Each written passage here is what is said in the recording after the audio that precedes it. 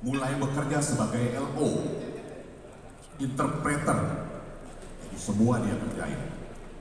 Menjalani berbagai profesi di bidang stage management, technical production, production management, sampai produser. Dan antara lain salah satunya drama musikal Laskar Pelangi. Dan saat ini menjadi salah satu presidium API Pertunjukan Indonesia, Om Toto Arto.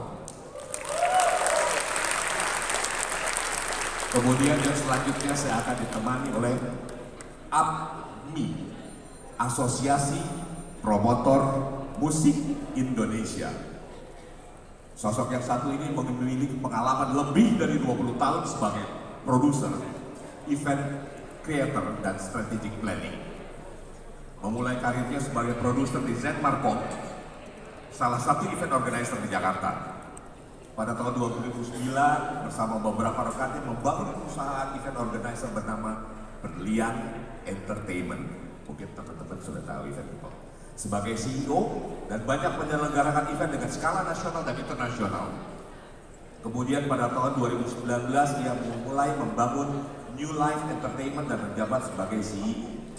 Dan saat ini beliau dipilih kembali menjadi Ketua Umum APMI, Asosiasi Promotor Musik Indonesia periode 2022 sampai 2025. Om Dino Hamid. Kemudian sosok yang satu ini anak rantau dari Sumatera Utara, didaulat sebagai Ketua Umum pertama dari Forum Backstagers Indonesia, salah satu asosiasi yang menaungi para event organizer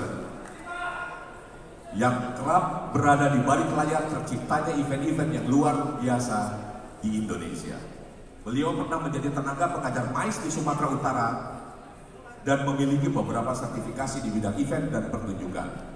Selain sebagai Ketua Umum Forum Backstagers Indonesia, beliau juga sebagai founder dari PT Prokom Organizer Medan. Dan sampai sekarang menjadi komisaris di PT Window Indonesia Cemerlang. Om Sofyan Nasution. Nah, satu lagi. Sosok yang satu ini memiliki beberapa sertifikasi di bidang industri event. Piawai sebagai narasumber, pengajar dan pelatih untuk kalangan pemerintah dan swasta sepanjang karirnya. Dikenal juga sebagai seorang penulis jurnal mengenai kesehatan dan keselamatan kerja pada sektor pariwisata dan ekonomi kreatif. Selain menjabat di beberapa komite nasional di industri event, beliau juga kembali didaulat menjadi Ketua Umum Evendo, Dewan Industri Event Indonesia. Om Vulkan Kamaludin. Event people, mari kita sambut para narasumber yang luar biasa.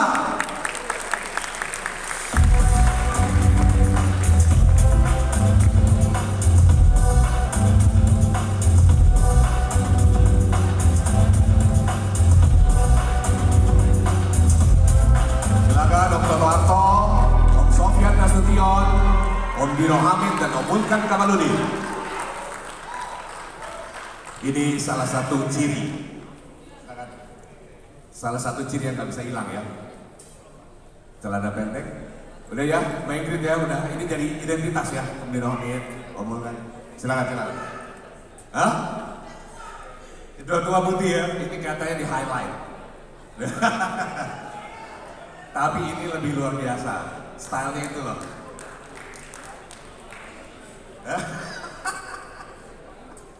Selamat siang, om semua. Siang ya. Tadi kita di awal kita sudah lihat bahwa sekarang ini kan kita sudah melewati di masa pandemi ya. Kita mic-nya nyala? Nyala. Oke. Om kan mic-nya? Oh ini ada 4 nih. Bentar. Oke.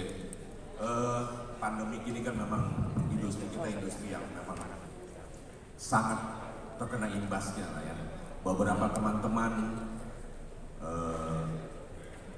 terkena dampak yang luar biasa, baik dari sisi perusahaan maupun dari sisi perseorangan. Teman-teman freelance kita tuh banyak sekali yang terdampak, dan juga perusahaan-perusahaan event organizer juga banyak sekali yang kolaps dan tidak bisa bertahan. Sehingga syukur alhamdulillah bahwa sampai saat ini masih ada teman-teman yang masih bisa survive lah ya selama melewati masa pandemi. Nah, mengacu ke sana, saya sedikit ingin bertanya juga nih ke Om Vulkan kali ya. Om Vulkan coba ya. Nah, kira-kira nih prospek dan perkembangan bisnis dan usaha di industri event Indonesia itu akan seperti apa ke depannya? Apakah seperti tadi saya sampaikan ini masih menjanjikan nggak sih? Kita ini, kami ini, kita semua yang ada di sini, para pelaku industri event yang ada di Indonesia dari hulu ke hilir, ya. Karena event itu kan banyak kategorinya, banyak ragamnya, banyak yang ada di depan ini semua berbeda-beda. Nah, untuk itu apakah masih cukup menjanjikan nih Om? Bukan kira-kira. Artinya mungkin ada beberapa teman-teman mahasiswa dan juga ada beberapa teman-teman yang sekarang tidak hanya hadir di JCC saja, tapi ada beberapa teman-teman juga ikut hadir secara daring, secara online. Dari sini ada fasilitas yang disiapkan oleh Connect untuk mereka juga mengikuti acara kita siang hari ini secara online. Jadi mudah-mudahan mereka juga bisa terinspirasi dan mendapatkan insight-insight apakah mereka juga punya peluang yang sama seperti kita semua. Mau silakan, kumpulkan. Terima kasih, Pak Imon. Kita dari Dewan Industri Indonesia pernah melakukan survei di akhir tahun 2022 sampai dengan awal kemarin Januari 2023, dan dari hasil survei itu 85% bilang di tahun 2023 ini semakin baik. Oke. Jadi itu harapannya ya? Iya. Bukan 80. 33% bilang baik. Kemudian 32,4% bilang sangat baik. Berarti hampir 65% yang bilang baik. Oke. Jadi memang ada optimisme dari pelaku event. Amin. Dari seluruh Indonesia. Oke. Gitu.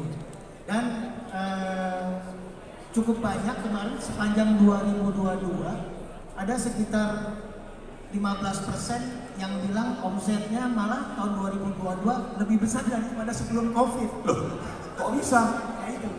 Artinya memang, tapi kalau kata teman saya ada kesenjangan ekonomi. Jadi ada yang memang banyak mendapat atau luber kerjaan 2022, tapi ada juga yang teman-teman yang masih, jadi berdasarkan survei ya. Iya.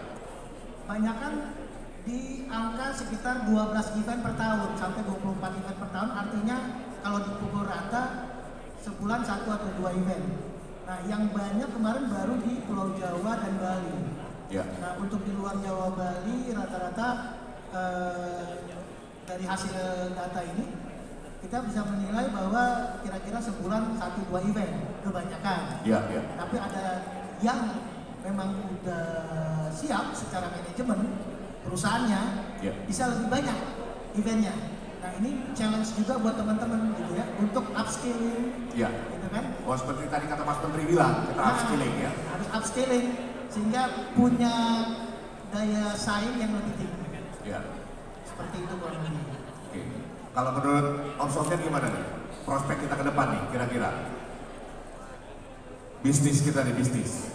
Secerah wajah-wajah yang datang hari ini. Woi, luar biasa. Tepuk tangan. Karena anak-anak backstager mana anak backstager? Ini banyak datang seluruh Indonesia dari Aceh, Bengkulu. Itu tinggal diatur aja. Kalau saya datang ke besok daerah Bang Mas, itu ya, waktu pandemi, sayang aja soalnya kan besok kan Bang Sofyan datang. Semua tuh IO pada kumpul. Karena nggak ada kerjaan. Jumatnya. Ya. Kemarin baru dari Makassar, alhamdulillah nggak ada yang saya datang, nggak ada yang datang. Iya, gue Karena Wah, pada sibuk. saya tanya Mas Pur kenapa nggak pada nggak ada yang teman-teman semua lagi kerja semua tuh. Wah, Alhamdulillah. luar Berarti biasa. cerah masa depan ini. Luar biasa, luar biasa. Kalau Dino gimana Dino? Pandangannya ke depan nih ya.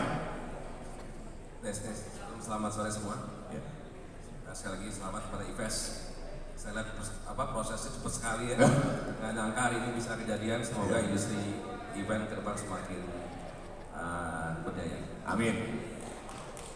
Kalau dari saya sih 2 tahun kemarin sih kita anggap itu istirahat dan ternyata reboundnya sangat luar biasa. Pada sisi industri pertunjukan sendiri, boleh dibilang sekarang setiap minggu kita mendapati Synchronize Festival. Dulu kan Synchronize Festival cuma setahun sekali ya. Iya. Kalau sekarang setiap minggu. Ya, jadi di situ bisa dilihat bahwa market growth sama supply-nya itu sangat luar biasa besar. Kemarin aja kita terakhir lihat ada konser Westlife ini ya. Westlife Iya, itu, udah kayak kahitna. nah, Westlife itu kan biasanya kalau konser itu kan asing itu cuma di 1 kota ya. Iya. Ini bisa sampai di Indonesia itu ada di 5 kota. Luar biasa gitu. Konser sebuah grup seperti Westlife itu hadir di Indonesia dan bisa konser berturut-turut di 5 kota di Indonesia secara bergiliran dan bergantian. Luar biasa, luar biasa. Kalau Toto ya, bisnis kita ke depan nih. Buat teman-teman. Oke, gue bicara mewakilin API ya. Ya. Karena kita intinya perorangan, profesional. Jadi yang ngarepin nama Evendo, sama Backstagers, sama APRI sebagai yang ngasih kerjaan. Kalau mereka optimis, ya kita senang. Artinya teman-teman di API akan dapat pekerjaan. Tapi sekarang teman-teman sibuk. Sebagian besar sibuk ya. Alhamdulillah gitu. Sibuk, Alhamdulillah. ya? Berarti berkembang lah ya, artinya dari waktu ke waktu ini memang perubahan ke arah yang lebih baik di tahun ini dan tahun depan itu terlihat cukup menjanjikan dan prospeknya baik lah. Sehingga kita semua bisa menyatakan di hari ini bahwa profesi kita sebagai pelaku industri event yang ada di Indonesia ini bisa dijadikan sebuah profesi dan cukup menjanjikan untuk masa depan. Sangat ya. Kayak tadi Mbak Ingrid bilang, teman-teman udah punya banyak rumah, banyak mobil. Berarti mungkin teman-teman yang lain pelaku industri juga menginginkan hal yang sama begitu ya. Iya, selain mereka juga MLM sih kayaknya. Oh gitu ya, ya siap. Wah, yang ini ada rumus baru nih kayaknya, kok ada MLM nih. Boleh juga nih kayaknya. Oke, nah terus kemudian kalau misalnya kita lihat dari perkembangan yang sekarang nih, kalau di API, tadi kan Mas Toto bilang bahwa anggotanya lebih banyak secara personal, jadi bukan perusahaan dan bukan IO. Ya. Kira-kira untuk menghadapi yang ke depan nih, Om Toto, SDM yang seperti apa sih yang perlu dan kemudian di API itu mereka dididik seperti apa supaya bisa jadi sosok manpower atau SDM yang memang sudah siap untuk bisa terjun langsung di dalam dunia industri event yang konon katanya sikut-sikutannya luar biasa, walaupun tadi Mbak Ingrid bilang tetap kita harus bersatu. Gitu. Kayak apa nih? Industri ini mengharapkan sosok seperti apa sih? Kalau di kita sih udah pasti ngarepin yang kompeten ya. Oke. Gitu. Soalnya ke depannya kita harus bersaing dengan banyak pihak. Ya. Kita nggak pengen kejadian kayak PON Papua. Di mana event nasional dikerjakan oleh orang luar. Wow. Itu event nasional yang nonton juga kita. Ya, kita. Yang ngerti tradisi dan budayanya kita yang juga ya. ngerti juga kita. Skala SEA Games regional. Ya. Palembang yang ngerjain Indonesia semua bisa jago-jago. Ngapain juga PON yang ditonton orang Indonesia yang lebih ngerti Indonesia dikerjain oleh orang luar negeri. Orang luar negeri. Diumpetin pula gitu kan ya. Oh, jadi ya gitu ya. Diumpetin. Nah, itu yang kita ngejarnya ke situ. Agak-agak sedikit miris gitu ya. Bukan sedikit, sangat gitu ya. Masa nggak percaya sama SDM Indonesia yang pembuktiannya udah banyak. Tadi di sesi sebelum ini, Koko aja udah jelasin gimana Mbak Ingrid, gimana Mas Undol, apa prestasi mereka. Kurang apa coba ya? Kurang apa lagi, Ya. kan kurang lebih gitu. Nah makanya ke depannya yang Yang kita kejar adalah SDM yang kompeten di seluruh daerah, tapi Ya. jangan Jakarta aja. Ya. Jadi Nah jangan- itu juga jadi PR tuh ya. Iya. Artinya kita kan semua sama-sama pelaku industri event ini, kita pengen tingkatan pengetahuannya, kalau boleh kita bilang knowledge gitu ya, antara pusat, kalau kita ngomong sekarang kita Jakarta, kita bilang sebagai pusat, dengan teman-teman di daerah itu punya level yang sama gitu ya. Ya, sehingga nggak perlu juga kita jauh-jauh misalnya mau ke daerah itu harus bawa kayak model rombongan sirkus gitu ya, dari Jakarta kubur ke sana sampai banyak orang. Toh di sana kalau memang ternyata teman-teman di daerah juga sudah siap secara SDM, 1-2 orang yang berangkat, semua the rest mereka aja yang kerjain, ya kan? Kenapa juga gitu? Betul. Oke. Nah itu si kompeten ini di banyak hal ya. Di soal kreatifnya, Ya, soalnya ya. gitu.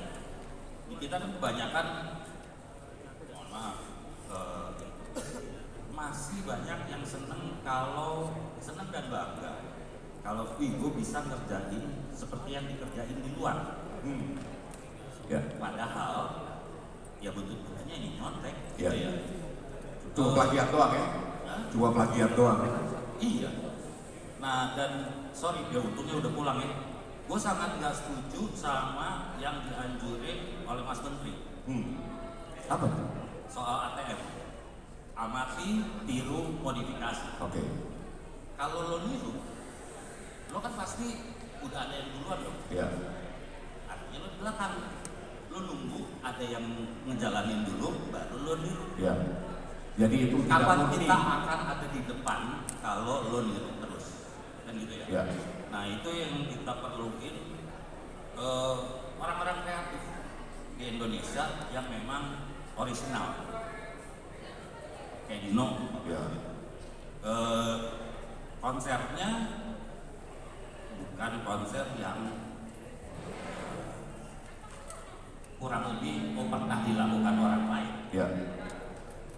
Apapun intinya adalah punya satu warna baru, punya Dan jelek, original. bagus, nggak persoalan ya. Dan original. Dan original. Kayak gini deh, di beberapa tahun, gara-gara Jember Festival ini, dan juga di berbagai daerah ada festival yang persis. Ya. Ngapain? Kan gitu. Nah, apakah itu penerjemahan dari amati tiru modifikasi? Ya. Nah, ya tolong anjurin yang benar.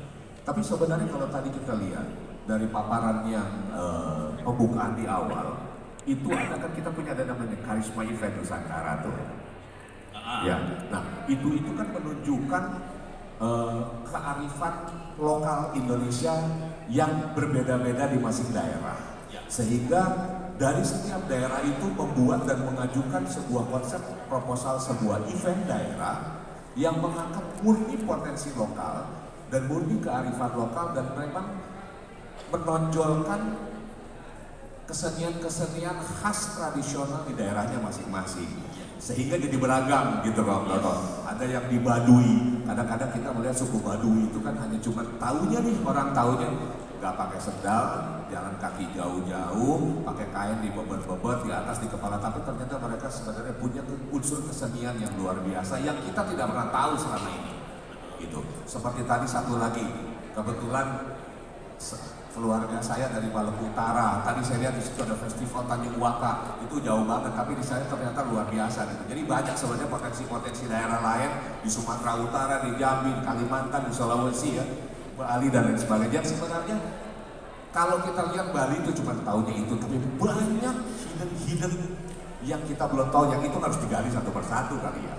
Betul ya, untungnya mereka udah melakukan itu. Ya. Gitu ya, pihak pemerintah Kemenparekraf melakukan itu. Ya, tapi ya yang SDM-nya, SDM kreatifnya ya mesti sesuatu yang memang mencerminkan daerahnya dong. Ya. Punya satu nilai khusus. Betul. Nah itu makanya teman-teman dari, kalau saya nggak salah tangkap itu, teman-teman dari Kemenparekraf mereka membuat sebuah tim namanya kurator. Nah mereka yang memberikan masukan-masukan, tapi dieksekusi dan dilaksanakan oleh putra daerah. Itu. gitu kan? Oke, luar biasa. Nah, sekarang saya mau tanya nih, mumpung teman-teman ini kan berasal dari asosiasi yang berbeda-beda, gitu ya. Nah, kira-kira nih, mungkin ke Om Sofyan nih, mengingat mungkin teman-teman yang daerah juga sama, artinya member-member dari teman-teman asosiasi ini hampir rata berada di setiap daerah, baik tingkat provinsi, ya kemudian di kabupaten, ya, dan di kota gitu. Nah, peran asosiasi saat ini kan asosiasi banyak muncul dan berkembang seiring dengan lewatnya masa pandemi gitu ya. Nah, peran asosiasi terhadap industri di Indonesia itu seperti apa sih? Dan satu lagi mungkin yang jadi pertanyaan buat Om Sofyan ya, mungkin nanti bisa dibantu sama teman-teman. Seberapa penting peran sebuah asosiasi bagi perusahaan? Bagi perusahaan event organizer apapun bentuknya, ada wedding organizer, event organizer, exhibition organizer dan lain sebagainya, ada MICE ya. Kemudian jadi seberapa penting peran asosiasi bagi perusahaan, bagi pengusaha dan bagi para pelaku industri event, artinya secara personal. Nah, hal-hal ini yang kita pengen dengar mungkin dari Om Sofyan kali, bisa kasih sedikit pencerahan supaya mungkin beberapa teman-teman yang menjadi pelaku industri belum masuk di dalam sebuah wadah asosiasi sehingga bisa tepat guna dan tahu, oke, karena saya berada di posisi industri di sini berarti saya harus masuk di asosiasi yang mana. Silakan Om Sofyan. Baik. Pertama, saya mau kasih tahu bahwa bukan semuanya udah tahu lah di sini ya, bahwa negara kita ini melindungi haknya warga negara untuk berkumpul, ada dalam undang-undang. Membentuk asosiasi itu mudah, ada ribuan asosiasi di Indonesia. Tapi asosiasi yang kuat, yang punya bonding antara membernya, biasanya dimulai dari sebuah komunitas, baru legal standingnya diurus. Nah, Forum Backstage Indonesia, di sini ada senior-senior, saya lihat ada Mas Bogero. Saya tuh suka kagum sama Mas Bogero dari dulu. Kita follower. Terus ada saudara saya Anton yang menggagas sebuah komunitas 8 tahun kita berkumpul di sosial media, di WhatsApp group.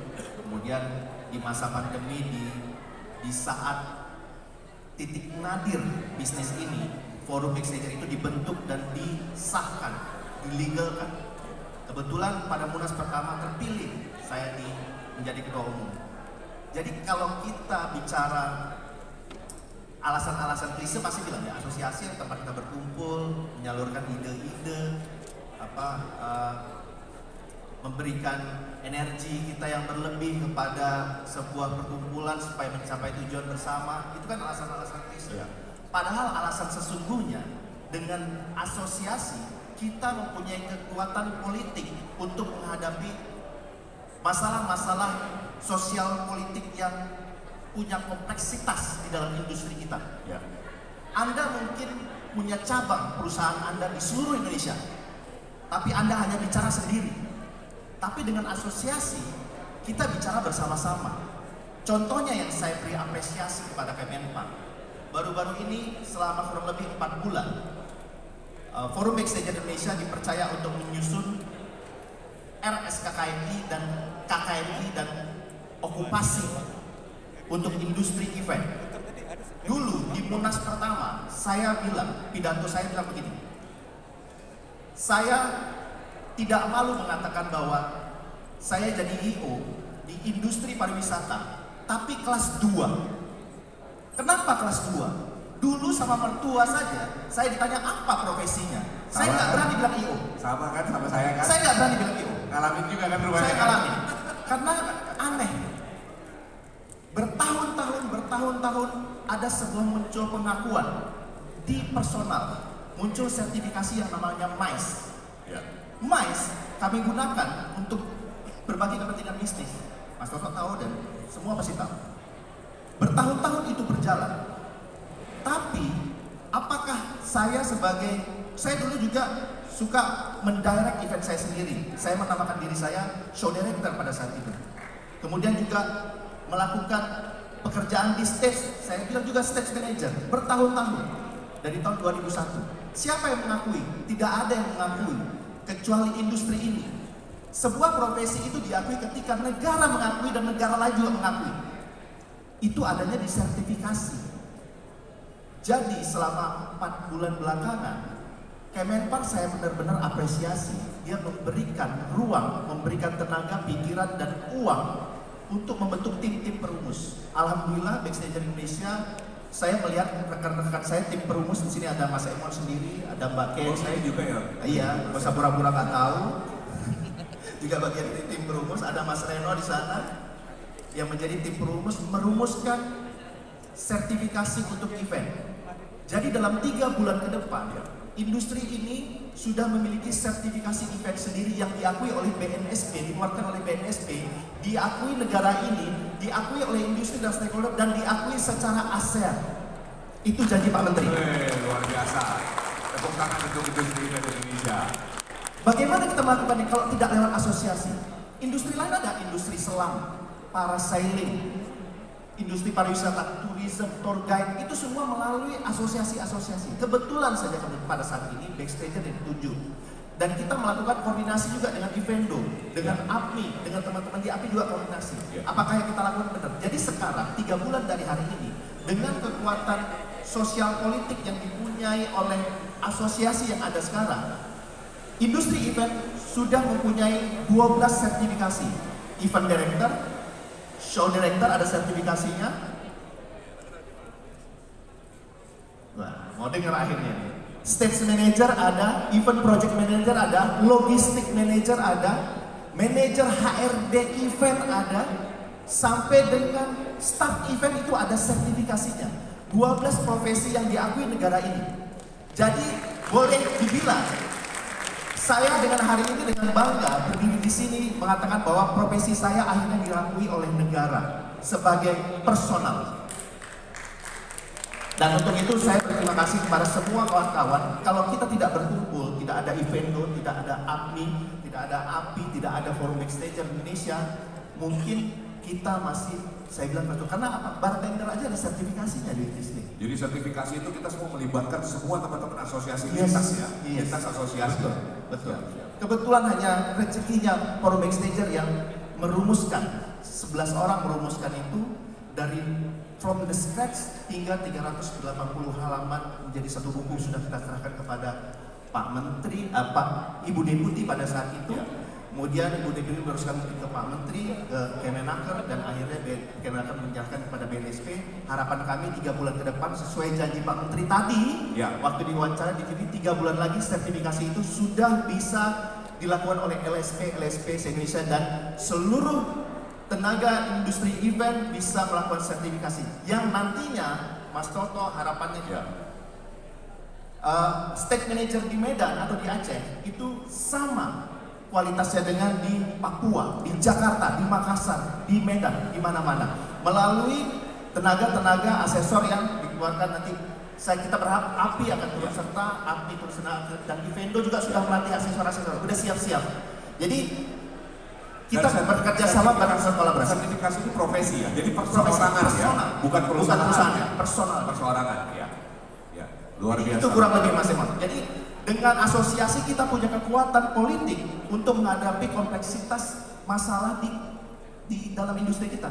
Jadi sosial politiknya gitu. Jadi asosiasi itu kekuatan bersama. Kita berkumpul punya kekuatan bersama, merumuskan sesuatu sehingga stakeholder melihat kita. Itu yang saya dapat. Dan kita bisa bersuara ke pemerintah. Bisa bersuara pemerintah dan bisa bersama-sama dengan stakeholder lain, asosiasi lain, bersinergi. Contohnya perizinan online. Kita langsung diajak meeting teman-teman asosiasi. Kita langsung berikan masukan. Pak Fiji aja di situ. Kita apresiasi. Wah, ini keren saya bilang. Tapi perlu insight, perlu tambahan. Jadi sendiri mungkin lebih cepat, tapi bersama-sama lebih jauh. Buat saya itu sih Mas. Luar biasa. Jadi ini kayak kalau misalnya sapu lidi, kalau cuma satu tangkai aja kita mau nyapu itu nggak bisa.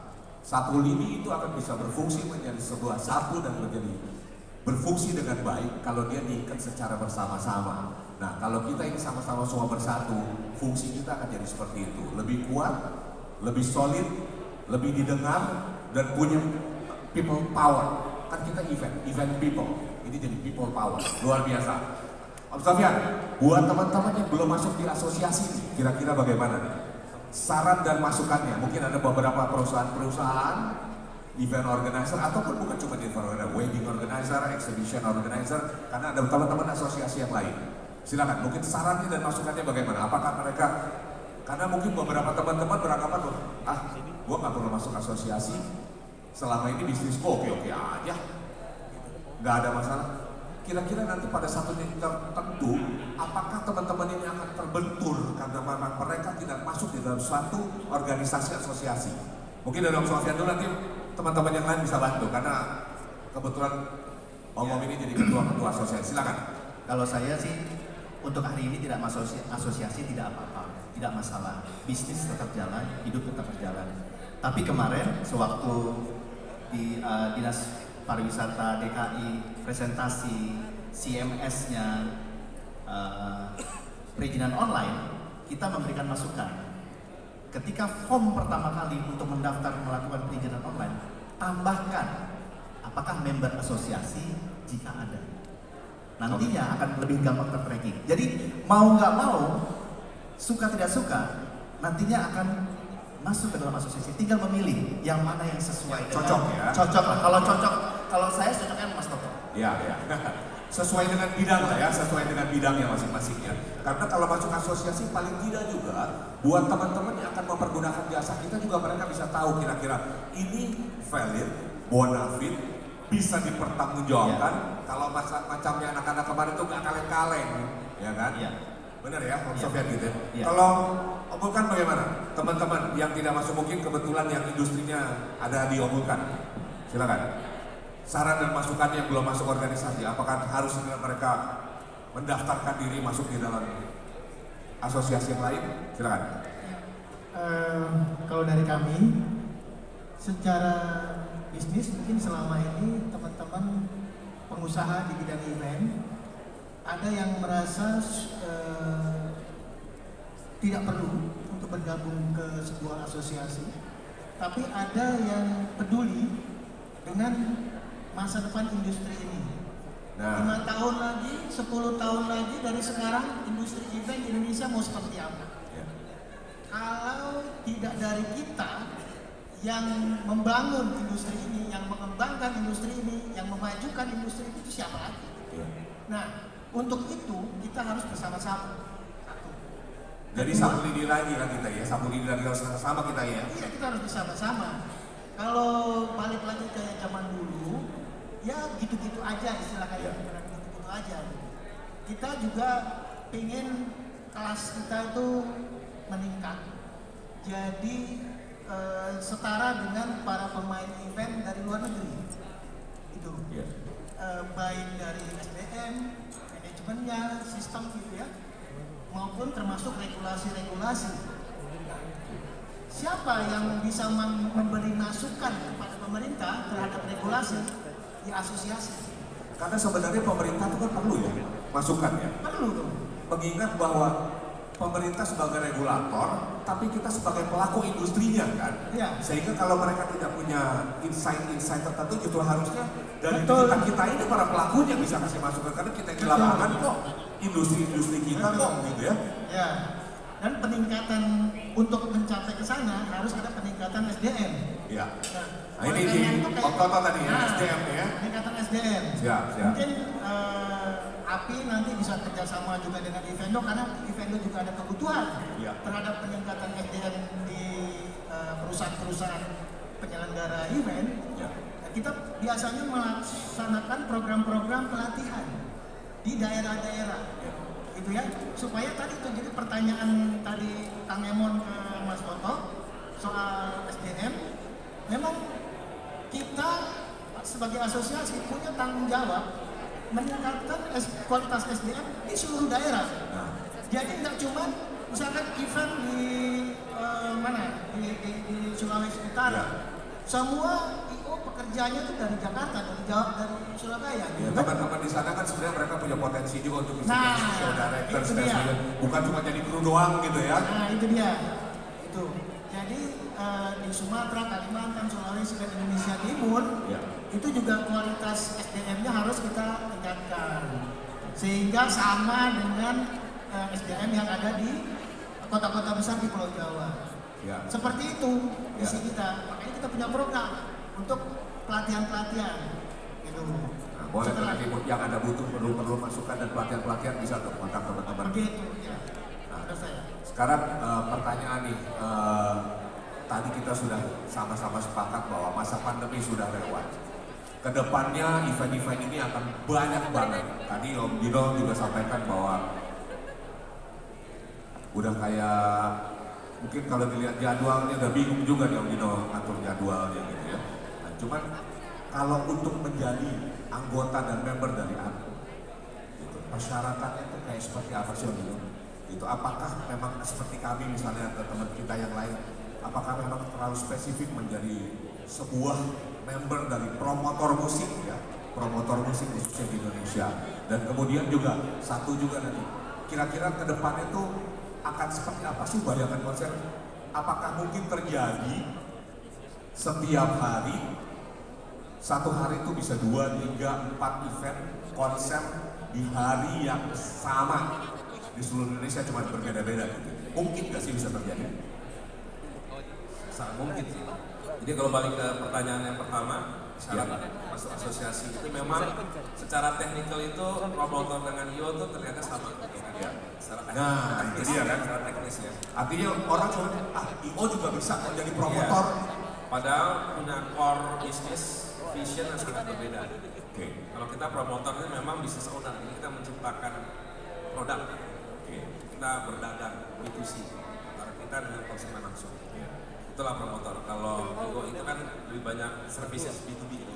Misalnya ya. Jadi itu membedakan satu. Kedua juga bicara promotor tidak sesederhana orang bayar artis, bayar venue terus jualan tiket ke sponsornya sebenarnya.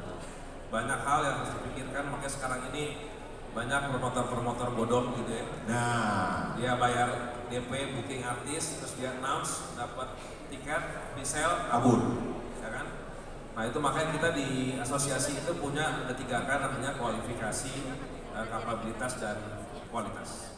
Kualifikasi itu bicara fundamentalnya, legal aspek, itu perusahaan yang sudah berjalan 2 tahun, sudah berkarya juga selama 2 tahun dengan minimum 2.000 penonton. Terus kapabilitas itu track record, dan kualitas pastinya output dari konten-konten yang dibuat. Jadi 3K itu menjadi mandatory kami secara asosiasi.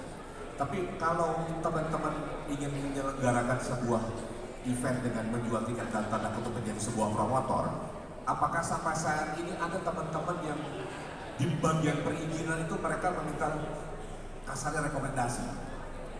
Jadi apakah harus menjadi sebuah salah satu bentuk persyaratan untuk bisa mengajukan perizinan? Ada rekomendasi dari APMI sebagai asosiasi promotor musik. Jadi tahun lalu tuh pada bulan Oktober itu ada kejadian, mungkin bertahu semua, kejadian ada festival besar di Senayan yang punya resiko sangat besar karena over capacity. Semenjak itu ada 3 event besar yang menurut kami secara promotor itu harus jalan karena isunya itu mau diberhentiin. Itu ada Hands in the Cloud, Jakarta Live House Project sama Sound Rally. Dan kita akhirnya melakukan movement ke masyarakat dengan melakukan press conference, karena menurut saya hidup kita di era digital itu lead by opinion. Semua itu di lead sama opini. Jadi yang kita lakukan adalah membuat opini dulu. Alhamdulillah langsung direspon sama stakeholder, Menparekraf, Polda, Metro Jaya, ya kan. Karena kita mungkin salah satu perizinan digital itu salah satu input dari kami juga.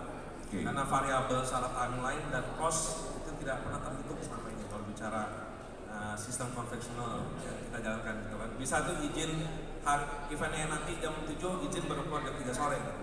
Ya, itu kan yang tadi Pak Menteri bilang, jadi deg-degan ya? Iya, itu makanya itu harus dibaik. Belum lagi bicara variabel cost ya. Jadi harapannya dengan digitalisasi semua akan clear. Dari sisi investment pun promotor juga akan clear.